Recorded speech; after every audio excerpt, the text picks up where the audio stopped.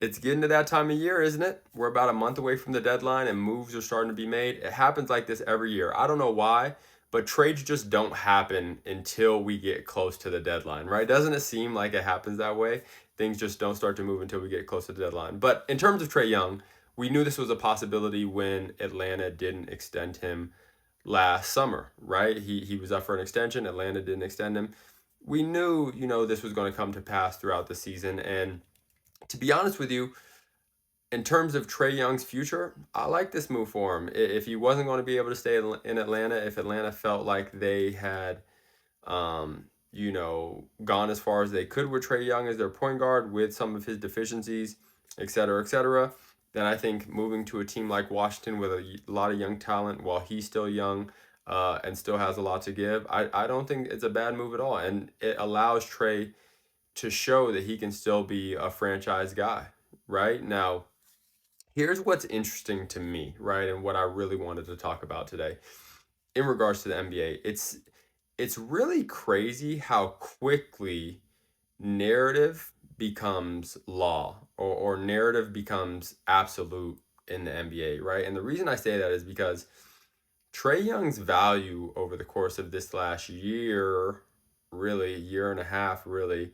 has been so greatly diminished. And more recently, even, right? Since he didn't get extended this summer and trade possibilities really started to happen, right? Like his value amongst fans, amongst media, amongst teams apparently has just so greatly diminished in comparison to the player that he's been his entire career. And it's odd to me. And I'm not someone who's saying Trae Young is, the best point guard in the league. I don't have any I don't think I have any, oversight or forgive me for the word slipping me, but like I don't think I'm overvaluing Trey, right? I don't think that's what I'm doing, but it's amazing to me how undervalued he has become because I just don't think that aligns with the work that he's put in, the success that he's had in the NBA, both individually and team success. Now, I know a lot of people will say Atlanta hasn't really won something, but Trae Young has taken Atlanta just about as far as Atlanta has ever been throughout his tenure there with rosters that have not always been the most competent of rosters. You know what I'm saying? Like he's done the work, right? He's elevated his teammates, he's elevated that franchise, he's elevated himself in big moments, and he's really, maximized those teams like not many guys could, right? Like I don't know if there's, throughout the course of his career 15 guys in the NBA who could have done, let's say 20, just to be safe, 20 guys in the NBA who could have done what he did in Atlanta, right? And that's powerful, right? Over, the time that he's spent in the league, he's been a top 20 player in terms of production. It's not bad, right? Not bad at all. Now, getting back to the whole narrative thing, and the reason I brought up how quickly narrative becomes law is because Trae Young just all of a sudden became a bad player in a lot of people's eyes. And I just can't get with that at all. And there's a lot of intelligent people just saying unintelligent things to me. Now, I get his defensive deficiencies and I get how drastic some people think those are. But in truth, right, he has won with those deficiencies, right? Like we can all agree to that. Like he has won to a decent level. He's made playoff runs, he's won playoff series, he's made an Eastern Conference Finals in during a time when no one thought Atlanta was a legitimate Eastern Conference Finals threat. Now, regardless of what happened and the reason he got there and the context that you want to add to that, he got to an Eastern Conference Finals, right? And not many people can say that they led a team to an Eastern Conference Finals or to a conference finals in general, whatever side of the fence you're on. Not many people can say that as the best player on a roster that was probably under talented, lacked talent for reaching that level, right? And we saw it when they got to the Eastern Conference Finals because they really struggled once they got there, right?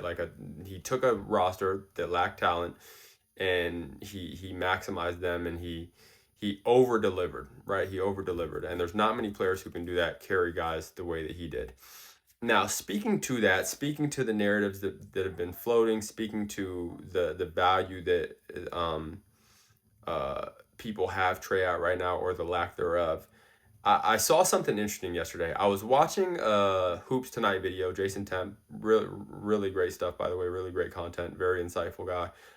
To personally, to me, one of the best at this in this space when it comes to, talking about current basketball that's being played on the court, right? Like not all the narrative driven stuff, not all of the historical stuff. Talks about some of that, right? But in terms of like what's going on presently today in the NBA, the basketball that's being played, the production from individual players, the production from teams, right? Like he's one of the best and most insightful guys at analyzing that stuff. And what caught my eye is the segment that he did on Trae Young the other day. He and it was really weird to me just the way it came across. But he was talking about Trae Young. He was talking about his deficiencies. He was talking about the lack of value around the league that Trae currently has as a player. Um, all this sort of stuff. But within that, he said, I think this move will be good for Trae Young going over to Washington, and I think Trae Young even has the potential not to. He said, I even think Washington has the potential to wind up in the playoffs next season with Trae Young as their lead guy. It was something along those lines, but he definitely said, I even think Washington may have the potential to make the playoffs next season with Trae Young as their guy. Now, he said that, and what the reason why I stuck with him is because he just kind of said it in pass without actually understanding the gravity of that statement. And I thought that was a powerful statement. Now, we're over here talking about the lack of value Trae Young has. A lot of people are talking about how bad of a basketball player Trae Young has because of his defensive deficiencies, and whatever extra stuff that we don't know fully, that they be added to that, being right like his locker room stuff and stuff that we don't know because we weren't there, right? So he says this in passing, and to me, I just had to stop and think about it for a minute. So you're telling me that a guy who just got traded for an expiring contract and a bench player who averaged 25 and 10 over the course of his career, who has been, a top 10 point guard pretty much since he walked into the league, um, and who's just being dramatically undervalued personally to me at this point in his career, is going to go to, over the last 3 years, let's say the Washington Wizards, the worst team in the NBA over the last 3 seasons. I'd feel comfortable saying that, and make them a playoff team in one season. And he's not a valuable player. He's not a good player. He's not an exceptional talent.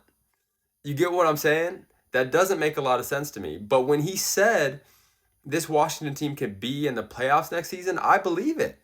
Right? Knowing how volatile the East is, knowing what Washington has in terms of young talent and Alex Sarr and some of those other guys, with Trae Young at the helm and what he can do as a floor raiser, as an offensive initiator, as a shot creator for himself and for his teammates.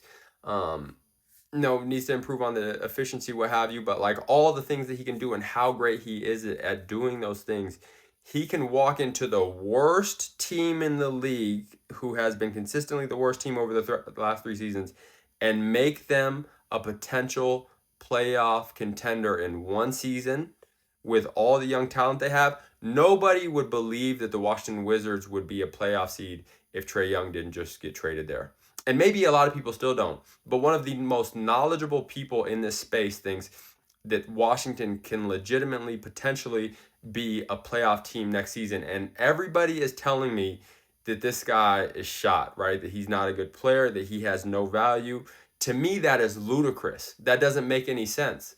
That they shouldn't even be put in the same categories together in terms of bad player and Trae Young, right? If you are good enough as a 6'1", 170-pound point guard to take the worst team in the NBA to the playoffs the following season, that is value. You are literally highlighting how powerful of a player Trae Young is. And I'm saying all this to say, I think, we got to stop allowing narratives to become absolute truths, right? Trae Young's been injured. There's been a lot of things not going his way, but he's been a fantastic player over the course of his career, and he deserves that respect. Not saying he should have gotten 10 picks for him, but he's definitely more valuable. And I think he's going to show a lot of people that he's more valuable than he's being treated right now.